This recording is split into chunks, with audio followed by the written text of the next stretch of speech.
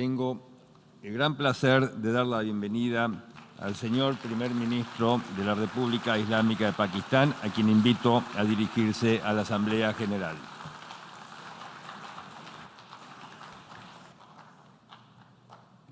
Bismillah ar-Rahman ar-Rahim. Iyyaka na'budu wa iyyaka nasta'in. Mr. President, Honorable Secretary General, Excellencies, ladies and gentlemen,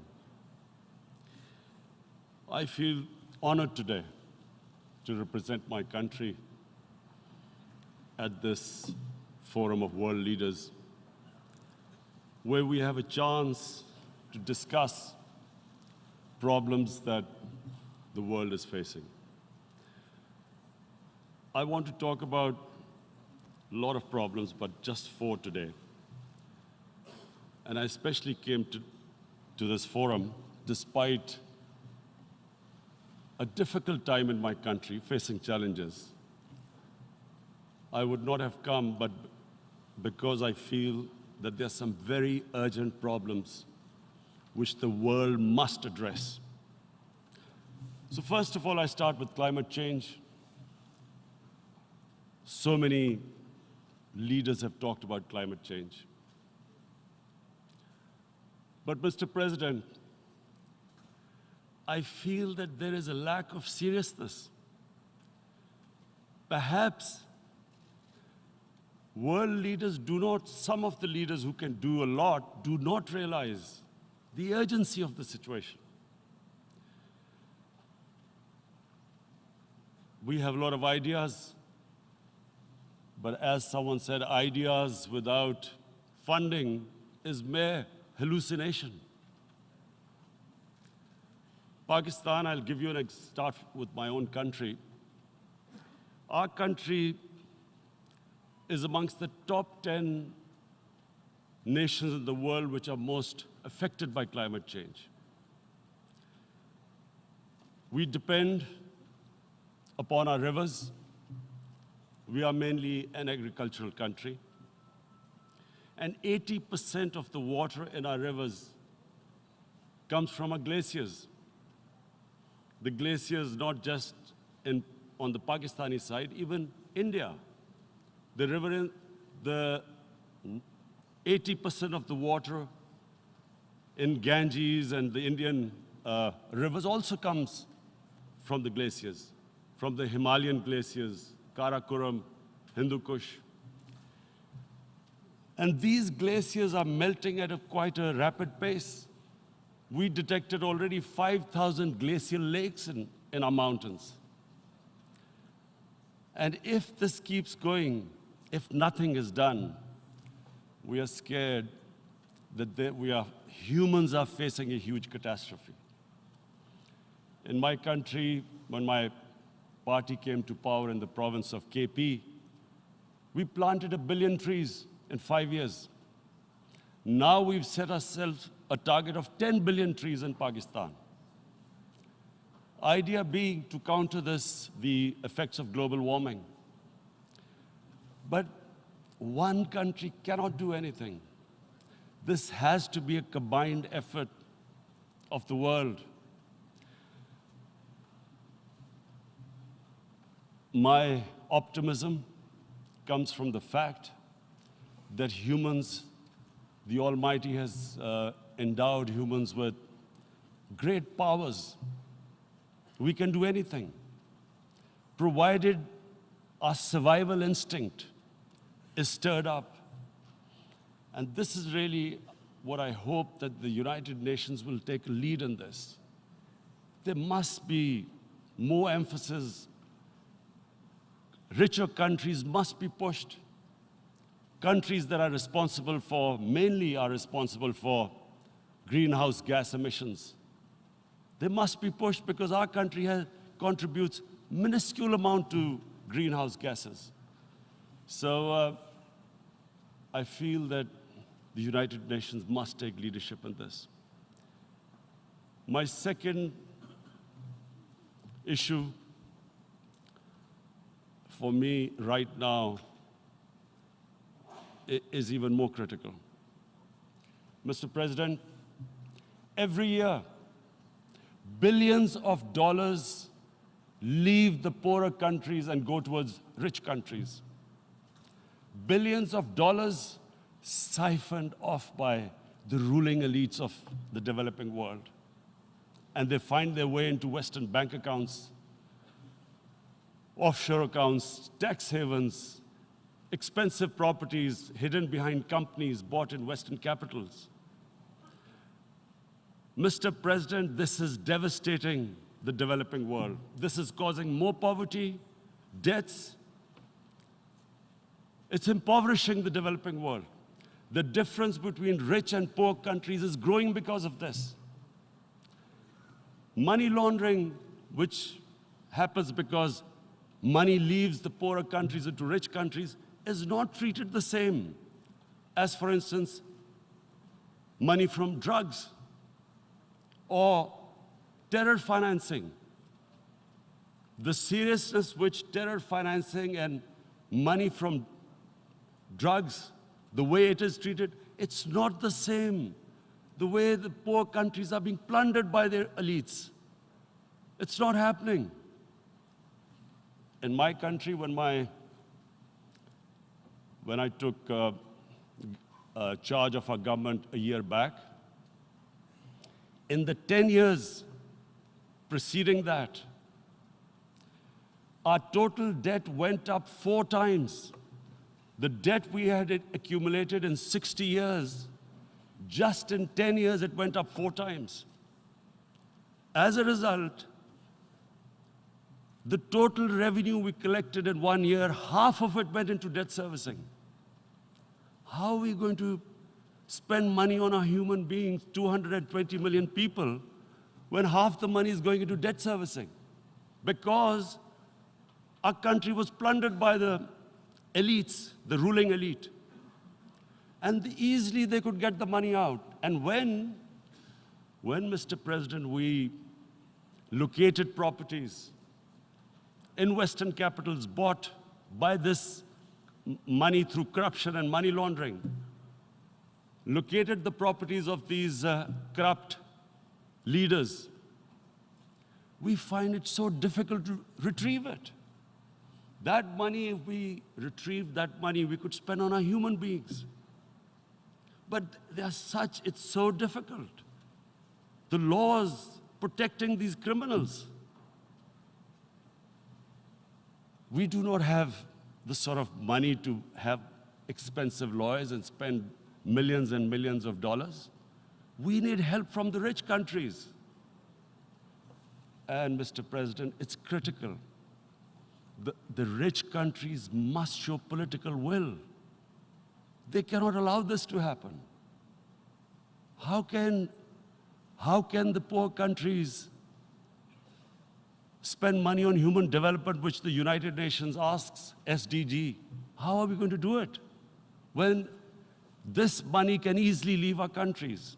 So, unless the rich countries intend to build walls to stop economic refugees coming as we see right now, they must take action. They must take action now. It must be a deterrent. Corrupt ruling elites should not be able to take money out easily and park it into foreign bank accounts and into these properties abroad. And I never understand why. Why do we have these tax havens? Why is this allowed? Why shouldn't rich people pay taxes? Why is it legal to have these tax havens where you have these secret accounts? Because, the world is changing. The population of the world is growing. Sooner or later, you're going to have a crisis. If the poor get poorer and the rich get richer, there is going to be a crisis sooner or later. So this is my second point. I hope that the United Nations takes a lead in this. It involves the IMF, the World Bank, Asian Development Bank. They must find a way of stopping this plunder of the developing world. My third point. My third point is Islamophobia. There are 1.3 billion Muslims in this world. There are millions of Muslims living in other countries, European countries, in the US, as minorities. Islamophobia, since 9/11, has grown at a pace where it is alarming. Human communities live together. There should be understanding amongst them. But Islamophobia is creating a division. Muslim women wearing hijab, it's become an issue. It's become an issue in some countries. Hijab is some sort of a weapon. A woman can take off her clothes in countries, but she can't put on more clothes. How is this happening? Because of Islamophobia. And how did this Islamophobia start? After 9/11. And why did it start? Because certain Western leaders equated terrorism with Islam. Islamic terrorism. Radical Islam. What is radical Islam? There is only one Islam, and that is the Islam we follow of Prophet Muhammad sallallahu alaihi wasallam. There is no other Islam. Radical Islam, Islamic terrorism, what message did they send to people in the West? And why is there Islamophobia? How is a person in New York, in the Midwest, in the US, in European capital, how is he going to distinguish between who is a moderate Muslim and who's a radical Muslim? Because terrorism has nothing to do with any religion. This Islamic terrorism, Islamic radicalism, and sadly used by leaders, this has been the main reason for this Islamophobia. And it has caused pain amongst Muslims. We in Muslim countries watch this Islamophobia traveling abroad, and it's getting worse. And may I just say, Mr. President, that in European countries, it is marginalizing Muslim communities. And we all know that marginalization leads to radicalization. Some of the people who ended up as militants in Syria and other places were from marginalized Muslim communities. And my point here is that we must address this issue. I'm sad to say that we Muslim leaders have not addressed this issue either. After 9/11, when this thing came about war against radical Islam, rather than Muslim leaders trying to explain to the West that there is no such thing as radical Islam, in all human communities, they are radicals. They're liberals and rest are moderate. All human communities, Christians, Jews, everyone has it. But Islam is not radical, neither Judaism, neither Christianity, neither Hinduism. No religion preaches radicalism. The basis of all religion is compassion and justice, which differentiates us from the animal kingdom. But unfortunately, the Muslim leadership was so scared of being called radical Islam that all of them became moderates. In Pakistan, we were in the eye of the storm, and our government coined a phrase called enlightened moderation. No one knows what it meant, but everyone started putting on Western suits that they were moderates, started speaking. Even those who didn't know English would speak English because they were moderates. No one had a clue what it was, because we, in the Muslim world, did not explain to the West that there is no such thing as radical Islam. One of the reasons why, after 9/11, Islam was supposed to be equated with terrorism was suicide attacks. Because the 9/11 bombers did a suicide attack, all sorts of theories came up that the Muslims are involved in suicide attacks because they will get virgin in heavens. Some came up with, what about women, suicide attackers? So this bizarre thing happened. No one explained. Suicide attacks and Islam were equated. No one did research that before 9/11, the majority of suicide attacks in the world were by Tamil tigers, who were Hindus. No one blamed Hinduism, and quite rightly. What has Hinduism got to do with what desperate people were doing in Sri Lanka? We all know about, we've seen films about Japanese kamikaze pilots at the end of the Second World War doing suicide attacks. No one blamed the religion. But here we were trying to prove we were moderates and not explaining to the West. But the most important thing I wanted to say here today, in explaining this Islamophobia, Mr. President, and I feel it's very important because I've spent, because of, I played professional sport in England, I spent a lot of time there, so I know how the Western mind works and how West views religion. So where the misunderstanding about Islam came. And one of the reasons it caused Islamophobia. That was, in 1989, this book was published, maligning, insulting, ridiculing our Prophet Muhammad sallallahu alaihi wasallam.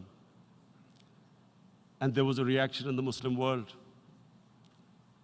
The West couldn't understand what was the problem. Because in the West, because I have spent so much time in the West, religion is perceived completely differently.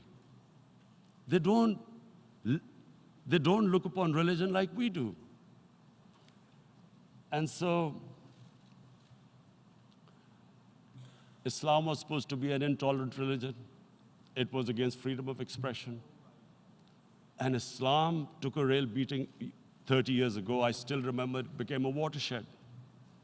And every 2 or 3 years, someone would malign our Prophet, peace be upon him. There would be a reaction by the Muslims. And again, it was Islam, an intolerant religion. Again, this time, I blame a certain section of the people in the West who deliberately provoked this, knowing the impact it would have. But the majority of the people in the West didn't understand. This is where, again, Muslim leadership let the Muslims down. We should have explained to them what our Prophet, peace be upon him, means to us. So in 1 minute, I'll try and explain what he means to us. Our Prophet was the witness to the divine book, the Holy Quran. The Holy Quran is the book of guidance for Muslims, and the Prophet's life was living the Quran. He was an example of what the Quran guided us to be. So he is the ideal we all try to get to. The Prophet created the state of Medina, the first state in Islam. That state was the basis of a Muslim civilization which became the predominant civilization for the next 700 years. And what was that state? I hear such strange things about Islam, that it is against women, it's against minorities. The first state of Islam in Medina, it was the first time a welfare state was set up. The state took responsibility of the weak, widows, orphans, poor people, handicapped. It taxed the rich, spent the money on the poor. The state announced that all human beings are children of Adam, hence equal, whatever the color of their skin. The state announced, the Prophet announced that, and slavery, the whole system depended on slavery as it did for many years in the Western societies. The Prophet said that one of the greatest deeds is to free a slave. But because the society depended on slavery, he said, but if you have to treat them as an equal member of the family. And as a result, something happened in a Muslim world which hasn't happened in any other civilization. Slave dynasties appeared. Slaves became kings. The Mamluks, slaves who ruled Egypt. In India, there were slave dynasties.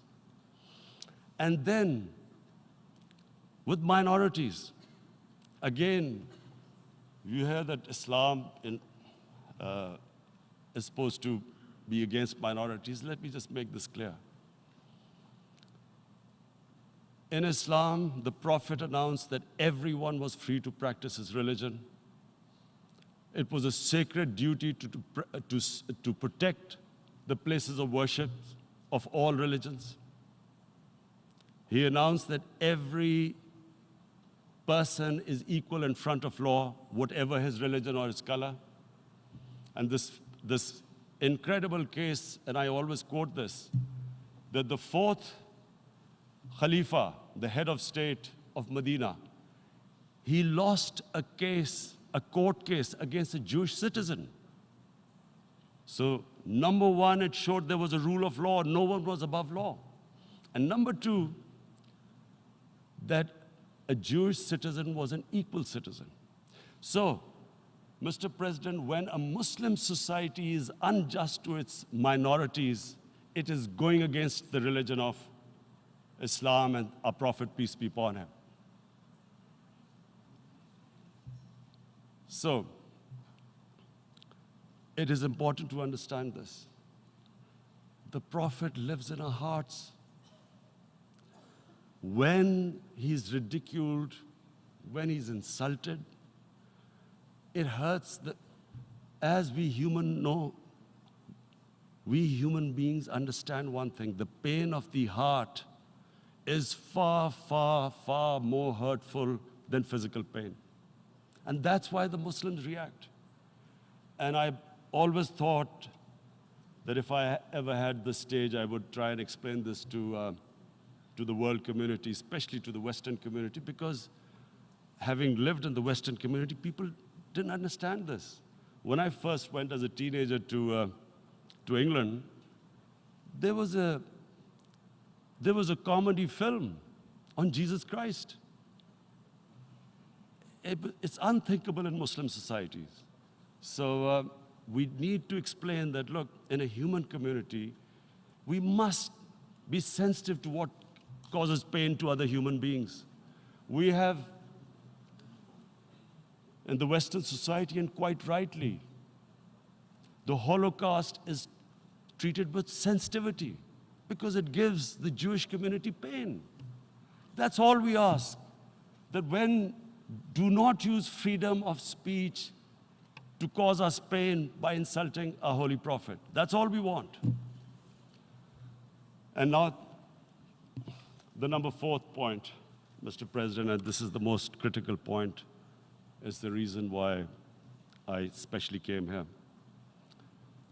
It is about what is happening in Kashmir. Before I go on this, I want to make one thing clear, that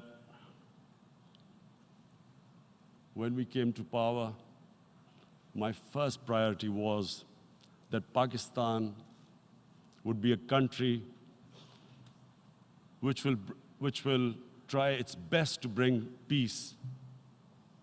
We had been through this war on terror. We joined the United States war on terror after 2001. And Pakistan went through one of its worst periods where 70,000 Pakistanis died and over 150 billion was lost to our economy. And Mr. President, I opposed the war because in the 80s, Pakistan had joined the Western countries in what was the freedom struggle then in Afghanistan against the Soviets. And it was funded by the Western countries. These Mujahideen groups, which were treated in guerrilla warfare, were trained by Pakistan Army, funded by the Western countries, and especially US, and they waged what was a freedom struggle in Afghanistan. The Soviets called them terrorists. We called them freedom fighters. 1989, the Soviets retreated. The Americans packed up and left. Pakistan was left with these groups. Come 9/11, Pakistan joined the United States in this war on terror. And now our government was supposed to, the reason why I opposed joining this war, because here we had indoctrinated them in jihad, meaning freedom struggle against foreign occupation. Now, because we had joined the US, and the US had occupied Afghanistan, now we were supposed to tell them that, no, this is not freedom struggle and jihad, it's terrorism. So that's why I tried to tell then government that, stay neutral, because you will have leverage over them. You will be able to control them. But if you join them, you become collaborators, and they will attack you, which is what happened. They turned against us. We went through a nightmare. 70,000 people killed in a war we had nothing to do with. No Pakistani was involved in 9/11. Taliban were in Afghanistan. Al-Qaeda was in Afghanistan. What had we to do with it? 70,000 Pakistanis died. So when we came to power, we decided that we would dismantle what was left of these groups. And this decision was taken not just by us, but by all the political parties in Pakistan. Unfortunately, they didn't implement it. So we came to power, we decided to implement it, and we dismantled whatever was left of the groups. And I know that India keeps accusing us that there are these groups there. I would like the United Nations to send observers, see for themselves what we've done. No Pakistani government would have dared to do this because it would have created strife. But we decided that there would be no militant organizations in Pakistan. So I need to give you this background and to what I'm going to say later on. And secondly, we started mending fences. I invited the Afghan president. We developed a relationship with Afghanistan. We had problems with Iran. We mended fences there. And then India. Now let me just give you a little background about my relationship with India. Because of cricket, and cricket being it's a passion in the subcontinent, I had great following in India. I have friends in India, and I loved going to India. So immediately, when my party came to power, the first thing we did was to immediately reach out to India. And I spoke to President Modi, and I said, look, we have similar problems. Climate change, poverty, let's get together. Let's resolve our differences through trade. Let's build a relationship on trust. Prime Minister Modi told me that, there were terrorist attacks from Pakistan. I said, we have problems with you. There are terrorist attacks which we know are instigated by India in Balochistan. We caught a spy, Kulbhushan Yadav, who admitted what the sabotage going on in Karachi and Balochistan. So we said, look, let's leave that behind. Let's move forward. Our main priority should be our people. The highest number of poor people live in the Indian subcontinent. Unfortunately, didn't make any headways. Our foreign ministers were supposed to meet on this in the UNGA last year. India canceled it. We thought that it's their election coming up. It's a nationalist, ultra-nationalist party. It doesn't want to cozy up to Pakistan. So we thought, okay, we'll wait till the elections.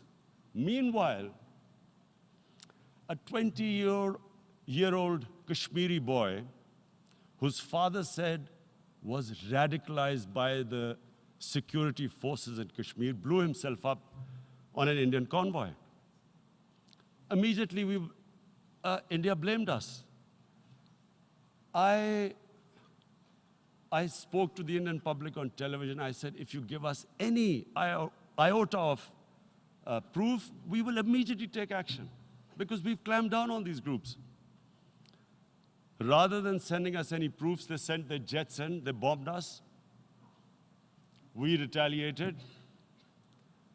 A jet, 2 of their planes were shot down, 1 pilot bailed out in Pakistan. We immediately returned the pilot, saying that, look, we do not want any escalation. Rather than taking that as a peace gesture, the entire campaign, almost the entire campaign of Mr. Modi in the election was how he had taught Pakistan a lesson that jets had killed 350 terrorists. Complete lie. They had just killed about 10 trees of ours, which was quite painful given that, we are growing all these trees.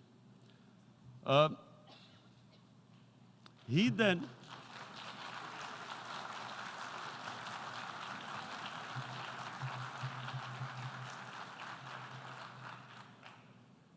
the election campaign, Mr. Modi used words like, this is just a trailer, the movie is about to start. I went into Pakistan and taught them a lesson. This was the election campaign.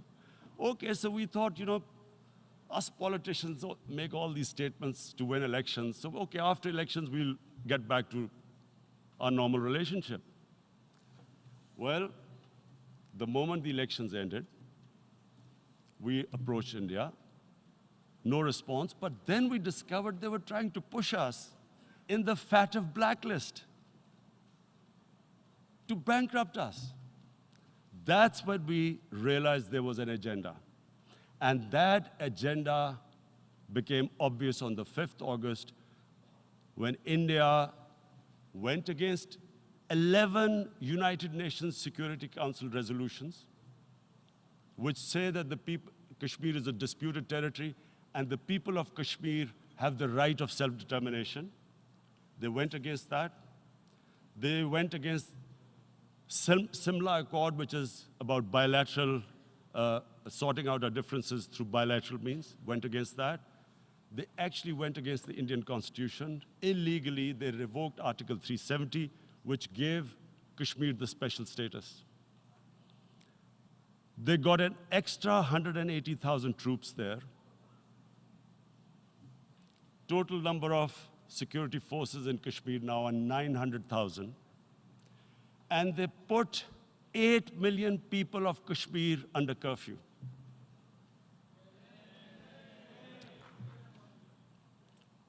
Mr. President,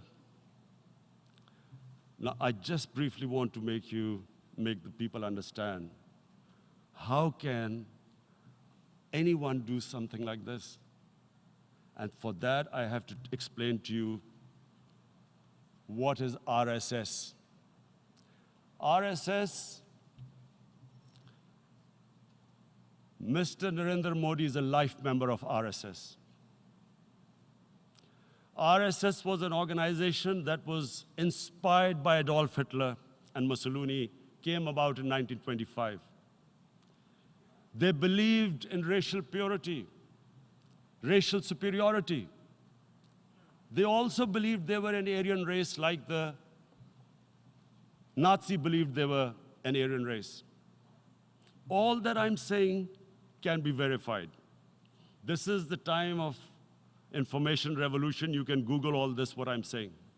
But it is very important for me to explain this to you so you know what is happening in India. This RSS believed in the ethnic cleansing of Muslims from India.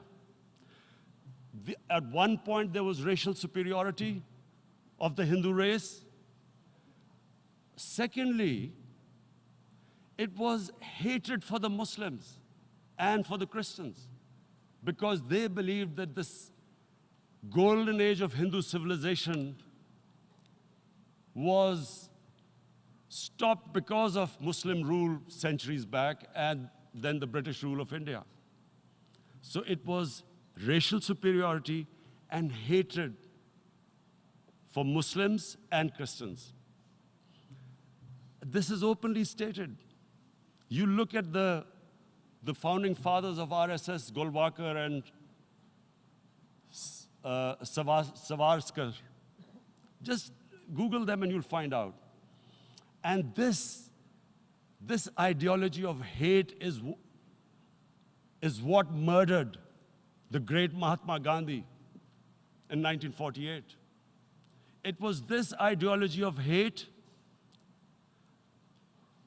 that made Narendra Modi in 2002 do a pogrom against Muslims in Gujarat when he was the chief minister. He allowed 3 days for these RSS goons who were inspired by the Hitler brown shirts. They actually wear brown shirts. This RSS, the Congress Home Minister gave a statement that in RSS camps, terrorists are being trained. And these terrorists butchered 2,000 Muslims and 150,000 Muslims were made homeless. Narendra Modi could not travel to the US because of that. And I need to make you understand this background before I explain to you that what sort of a mindset would lay siege to 8 million people with 900,000 troops. Women, children, sick people, locked in as animals. In fact, of what I know of England, if 8 million animals were locked in, the RSPCA would have made a lot of noise about it. These are human beings.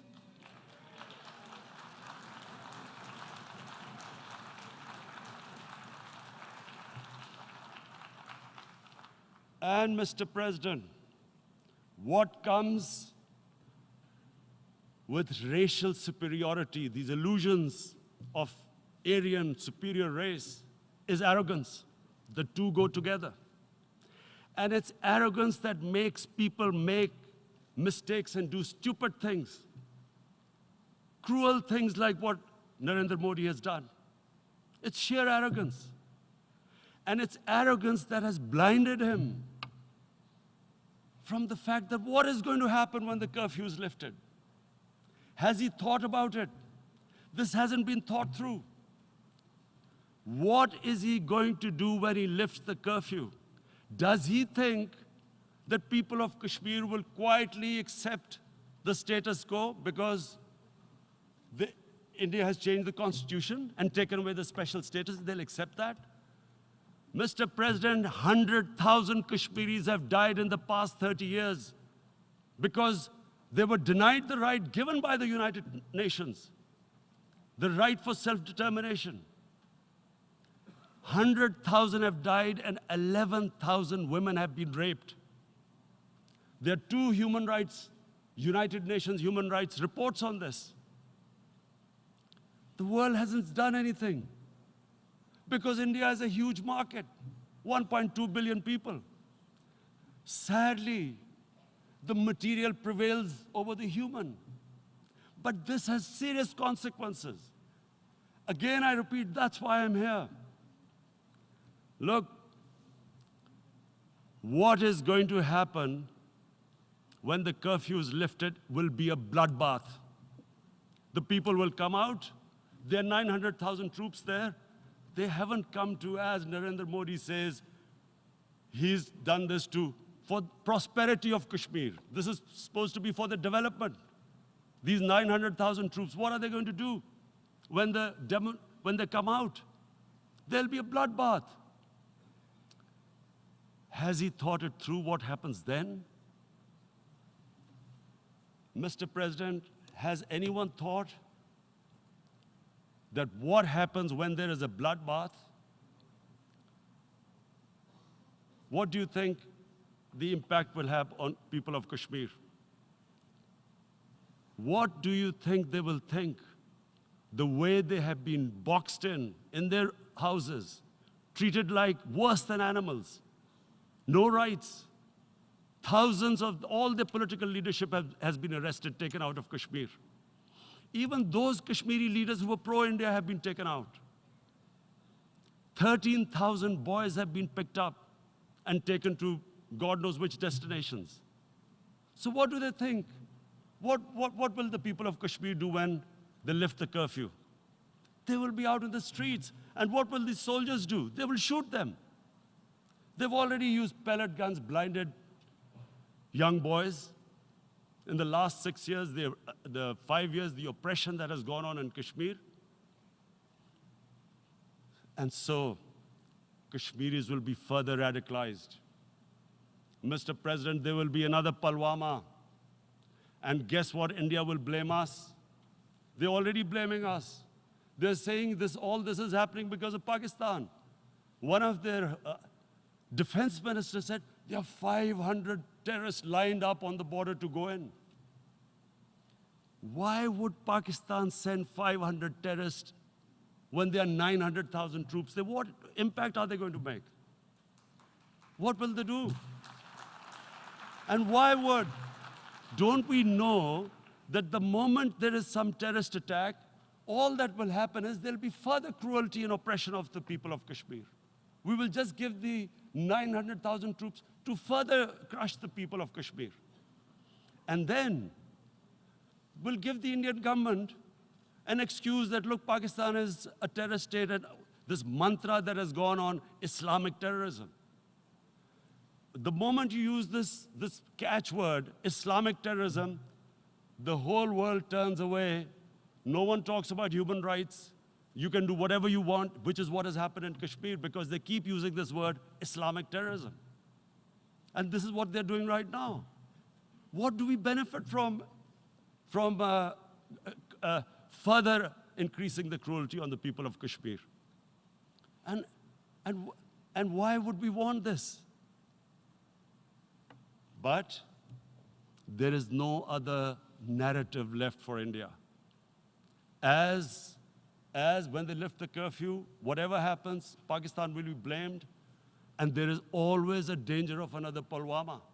They might come and bomb us again, and then another cycle might start. And what does Narendra Modi think? That 180 million Muslims of India are thinking right now. Aren't they watching these Kashmiris stuck inside for 55 days they've been stuck in? Aren't they watching? What do you think? Don't you think that the Muslims will be radicalized in India? And I'm talking about 180 million people. And when they get radicalized, there will be some incident in India somewhere down the line. Again, we will be blamed. And I'm warning you right now, again, we will be blamed. And Mr. President, what about 1.3 billion Muslims who are watching this? And they know that it is only happening in Kashmir because they're Kashmiri Muslims. This is not happening to Kashmiri Hindus. They know that this is happening because of their religion. So what do you think they will be thinking? What do you think the Jewish community would think if they were, forget 8,000 Jews stuck like this? What do you think Europeans would think? What do we think? I mean, any human community, if their members are stuck like that, what do you think they will think? Are we a children of a lesser God? Is it not going to cause us pain? And then I'll tell you what will happen. People will, in the 1.3 billion Muslims, someone will pick up arms. I know we've been brought up with films, Western films. This good, decent guy doesn't get justice. He decides to pick up a gun and start seeking justice. There was a film made in New York, famous film called Death Wish. This guy gets mugged by and his family, his wife gets killed or something. He can't get justice. He picks up a gun and he goes around shooting muggers. And the whole cinema cheers him on. So what do you think the Muslims are thinking right now? If there is a bloodbath, there will be Muslims becoming radicals, not because of Islam, but because of what they will see, that there's no justice when it comes to Muslims. There were Rohingya Muslims, Myanmar, who are, God knows, almost 1 million people out, ethnic cleansing. What was the response of the world community? So what do you think will be the response of 1.3 billion Muslims? I picture myself. I'm in Kashmir. I've been locked up for 55 days. I have heard about, and there are rapes, Indian Army going into homes, soldiers. Would I want to live this humiliation? Would I want to live like that? I would pick up a gun. You're forcing people. You are forcing people into radicalization. When people lose the will to live, what is there to live for? And this is what, if you can do this to human beings, you are actually radicalizing people. And so, Mr. President, I want to repeat here, this is one of the most critical times. There will be a reaction to this. Pakistan will be blamed. 2 nuclear-armed countries will come face to face like we came in February. And before we head in that direction, the United Nations has a responsibility. This is why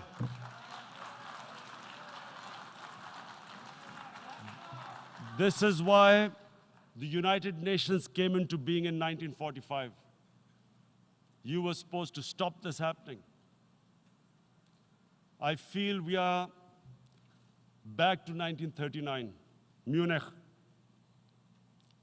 Czechoslovakia has been taken, annexed. What is the world community going to do? Is it going to appease a market of 1.2 billion, or is it going to stand up for justice and humanity?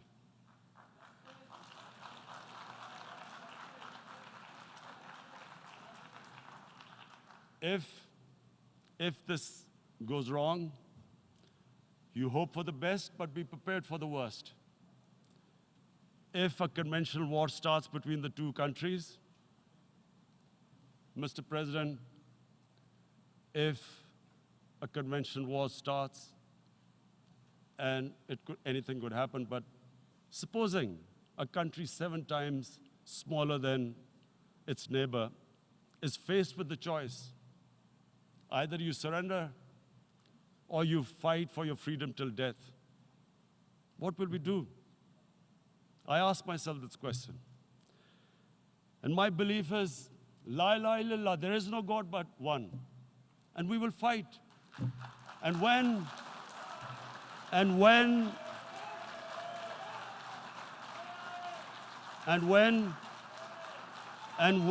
a nuclear-armed country fights to the end, it will have consequences far beyond the borders. It will have consequences for the world, which is why I repeat I'm here. Because I'm warning you, it's not a threat. It's a fair worry that where are we headed? And I've come here to tell the UN, you've got to, this is a test for the United Nations. You are the one who guaranteed the people of Kashmir the right of self-determination. They are suffering because of that. And this is the time. This is the time not to appease like in 1939 appeasement took place. This is the time to take action. And number 1 action must be that India must lift this inhuman curfew, which has lasted for 55 days. It must free all political prisoners, and especially those 13,000 boys that have been picked up. Parents don't know where they've disappeared. And then the world community must give the people of Kashmir the right of self-determination. Thank you.